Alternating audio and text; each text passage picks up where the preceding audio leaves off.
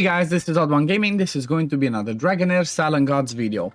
In today's video, I want to show you my team for the Goblin Lair 3 that I'm currently using in the Season 2. And honestly, this team could be also used in Season 1 or in any other season, I guess, unless they start changing the way that the Goblin Lair works.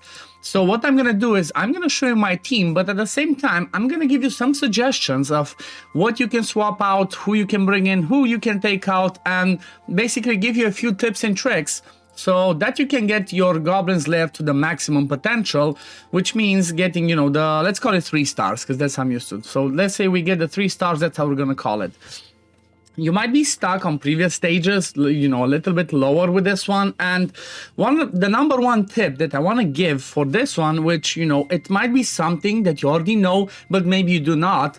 And that is the fact that you might want to manual it up until you get to the last stage, okay? So if you have to manual stage 2 in order to get the 3 stars so you can progress to stage 3, just do that. What do I mean by manualing is, well, let's say we go into the fight and you're not going to be using the auto feature, okay? So this is my team. I can just click on the auto over here to stop them from doing stuff, and then I can watch and be like, okay, how are things going? Okay, I can do this AoE, for example. I would start with Voresh doing the AoE, then I can do with Sigrid, because she has that ultimate that basically hits everybody as long as as long as there's debuffs on them. So that's the way I can do it. Then I can pop the next one. I can see, okay, do I need to do the other ultimate? No, I'm not gonna do it. I'm gonna save it for the next one. So that's the best way you can try and maximize and optimize this one in order to get yourself the 3 stars so you can advance to the next level. So I'm just gonna be doing this fight on manual just so you see exactly what I mean by this one. Again, I can do Sigrid because she keeps getting ultimate energy. Now I can pop Dritz, I can pop Oster as well. And, slowly I'm taking them down. I can pop Sigrid again. You see that everything falls in line. I'm not using their ultimates. I'm just saving it for the next thing. Again, Voresh with the ultimate, then Sigrid can be popped again. Then I can hit Rose. And we're slowly taking it down. And as you can see, it works pretty well. Again, see, I'm not using these ultimates. I'm saving these ones for the last one, just making sure that I kill everything. And there you go. You see, I just always timed them at the right time, so that I can do the maximum, so I could 3-star.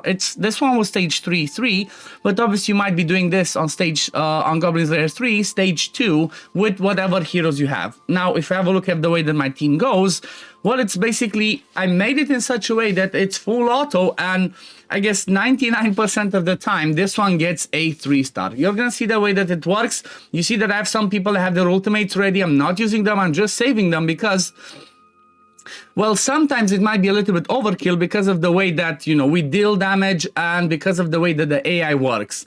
Like in this game, the AI does not care the fact that there's only one enemy that's available to hit. If they have their ultimate, they're just gonna do it. And that can make it tricky to 3-star this, okay? And can make it tricky to always finish perfectly so you can get the maximum potential out of this one. But as you can see, my team works pretty well where people are not always using their ultimates. It might happen sometimes depending on how the skills fall and whatnot. They might be using it randomly on 1 or 2 people, but most of the time they just save it and they only use it. I'm not necessarily save it, but they only use it because of the way that I put the timings on when there's multiple enemies, when there's all enemies and whatnot. So that's what makes it work a little bit better. Obviously, it's really important to take into account the builds that you have, the heroes that you have. Every single thing matters in this one. But obviously, the number one priority and the most important thing is going to be the fact that, well, do you have enough AoE damage? Because that's what decides this if it works or not. You see, it worked full auto for me and it worked pretty well. So the principle of this team is, let me run it again, is basically I'm using only one melee unit, which in my case is Dritz. You can have that one be anybody else that can, sustain a little bit of damage, but at the same time has some AoE hit. So for example, if you don't have Dritz, which, well, if you're in Season 2, you should have at least 1 copy because he was part of the event. And, I kind of told everybody to try and get at least 1 copy, but let's say you don't have him, well, you can always just use Usha instead of him, okay? Then the next one that I have over here is actually Oster, okay? Oster kind of does the same thing. He brings AoE hits. He has a pretty fun passive that every time he hits somebody under frost, he does another hit. So that's gonna boost his ultimate. No, does another hit. He boosts his ultimate energy, and that's what makes him come back to the ultimate faster. But again, Oster is not mandatory. If you don't have Oster, you can always use somebody else. You can use somebody like a Rowena, if we're talking specifically about Frost. But the same principle can work with any other affinity. Let's say this season you chose to go with Radiance and Frost, same way that I did. Well, if you don't have good enough AoE hitters, then you can always just go with Rally. Rally has one really amazing one that can do the job, and that's going to be Welby, okay? Welby is amazing and doing AoE damage. I don't have them built so I can show you, but the reason why Welby is so good is because his ultimate has an AoE hit, and if he casts that while on the Rally, he gets 50% ultimate energy back. And what you would have to do for that one is just have some rally enablers, at least one if not two. As an example, one of the best ones that you can use that's also a melee unit, and that I suggest to lots of people, because not only does he enable rally, but he does lots of damage himself, that's going to be Hedgio, okay? Hedgio is an epic, you can use him easily. But let's say you don't have Hedgio, okay? Then you might have the rare Evania, okay? She's not going to be doing lots of AoE damage. She's mostly a single target damage dealer. But what she does bring is the fact that every time she gains rally, she gives rally to a random ally as well. So she would be an amazing enabler for rally as well that you can use alongside Welby. Now, if we talk about the other three that I have in here, well, the first one's going to be Voresh, which he's one of the best ones in the game, honestly. He's definitely, from my point of view, the best epic in the game, even though, like, yeah, Furbal's amazing, Garrus is amazing. But the reason why Voresh is so good, from my point of view, is because he's really versatile, okay? You can use him in a damage build, you can use him in an accuracy build to go fast, and he can be used basically in almost every single area of the game. Maybe not Vortex. Like, Vortex is, I guess, the only spot where he might not be perfect. Okay, this one seems that it's gonna be one of those ones that's not gonna be 100%, but even like this, you see it's really close. So the reason why Voresh is in this team is because, well, what Voresh does is he brings a full board damage plus debuffs, okay? So on his A3, he does cold damage to all enemies 3 times, so it's not necessarily about his damage, but still, that one can be pretty good. But he also places buff Prohibition, which means that everybody's gonna have a debuff, which will enable my Sigrid to go afterwards and basically hit everybody with their ultimate. If you have Witch's Remains, that's going to help as well, but again, it's not mandatory because you saw I don't always have the defense penalty from Witch's Remains on everybody. So if you don't have this one, just use any other artifact that gives him more damage or that makes him come back to the ultimate faster. As an example, you can use maybe the Crown of the Unclean that does defense penalty on one person, or you can use the spiritual incense burner that basically makes him come back to his ultimate faster, which means he's gonna do this more often, and that means that Sigrid is gonna go more often as well. You see that I have Sigrid with 3 pieces of the Inventor's Inspiration, which is amazing because it gives her crit rate and attack. Plus, every time she does her ultimate or a battle skill, she keeps gaining damage bonus. So this one's gonna be the best set for her. And I'm even using an epic artifact because this one, I really like it a lot. I say this tons of times, not because of the effect, okay, not because of the fact that we deal more damage while under shield, but because of this one. It gives us crit rate, which means it's going to be easier to crit cap her so that she will crit and do a lot of damage.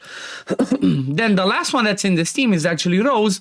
And honestly, the reason I'm using Rose is because, again, the ultimate and the battle skill, she brings me some debuffs, some AoE hits, which just enables Sigrid. So, again, the core of my team is not necessarily having the, sorry, the legendaries, okay? It's not because, oh my god, I have Dritz, I have Oster, I have Rose. You can swap them out, okay? Like I said, Dritz can be, sorry, I had to cut over there, I was dying, I had something in my throat.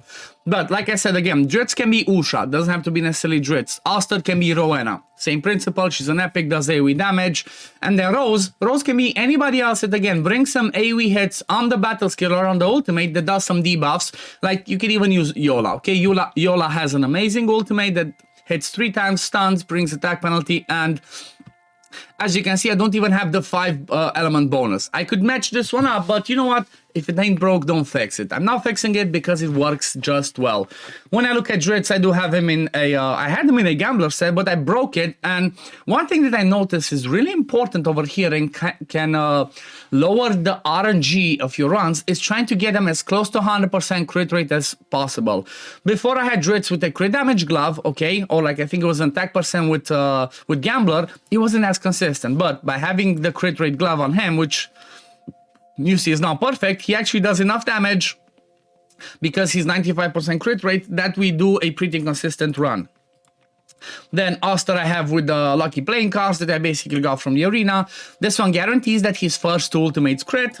And then again I have him in the Inventor's Cloak. I also did give him a bit of accuracy because, well, he has a chance to land Frost as well. And, you know, if I can land some extra Frost to enable Sigrid even more, it's gonna be just perfect. So I basically kind of wanted to show this team and kind of basically just say how good Sigrid is, okay? Sigrid, we all know that she was amazing, but I wanted to show that she's still viable in Season 2. You can still use her in Goblin 3. She's gonna be really amazing. And at the same time, I built Sigrid because I'm using her for when I'm trying to farm the Frost domain, okay? I cannot take my whole Frost and Radiance people, so I'm just taking Sigrid, and for that, I just don't build her with accuracy. Just straight up damage, and that's about it. Also, let me show you a quick thing that I said with the presets that makes it work for me. So the 2 things that I actually made, the 3 things actually are: first, I delayed Dritz and Rose's ultimates because it's enough between Vorash, Sigrid, and Oster to kill the first wave, okay? Everybody else would just waste their ultimates. By the time we kill the first one, the next wave comes close, then my Dritz is gonna have his ultimate, he's gonna do a hit over there, he's gonna do lots of damage, then my Rose goes with her ultimate, and she lands attack penalty on everybody else, and by the time Sigrid comes back to her ultimate, she casts the ultimate, and basically we fastly kill the second wave, which makes us push to the next level pretty fast. But the last thing that I actually did, again, to try and make Sigrid not waste her ultimate, is I gave her ultimate a 6-second skill casting interval, okay? Because if I just reset this one, let me just show you what I mean. If I just reset this one, watch what happens. The thing is, it's a bit weird sometimes depending on their animation and on their range, because some heroes might just do their ultimates faster than others, okay? Which is gonna make it a little bit weird. So, okay, we kill it, and then watch this. Okay, actually I got lucky this time, but normally what happens is my Sigrid just straight up goes and hits only one person before Rose gets the chance to do her ultimate over there, and that's why I had that 6-second delay, so that it gives the chance to Rose or whoever else you're gonna use. Like maybe, like I said, you can have a Yola. It gives the chance to the other person to actually land their debuffs before she goes. Watch this. See, this is what I mean. If she just did her ultimate and killed something, then she straight up goes and she wastes the ultimate on only one person. So that's why I actually had it on a 6-second skill interval. So keep that in mind. That might be a trick that you might be using, and it might be the difference between you being able to 3-star this or not. But anyway, I guess this is gonna be it for the video today, guys. Keep in mind, I do have a video that I showed. I actually have 2 videos where I talked about the top 10 best rares and top 10 best epics when it comes to AoE damage. You can go check that one out. Those are the ones from Season 1, but they should still be viable for Season 2, I guess. The only things that would change for Season 2 is the fact that we do have Burn and Electrocuted / Thunderbolt that can also do AoE damage. They could be good replacements in that one. If you want me to make a video on Season 2's top 10 rares and epics for AoE damage, do leave it in the comments below. Let me know, and I can make a video on that where I'm gonna include the new heroes that were added. But anyway, this is gonna be it for the video today, guys. I hope you enjoyed it, and if you did, don't forget to like this video, subscribe to the channel to see when I upload next, and I'm gonna see you on the next one. Peace, love, take care, everyone. Bye, guys.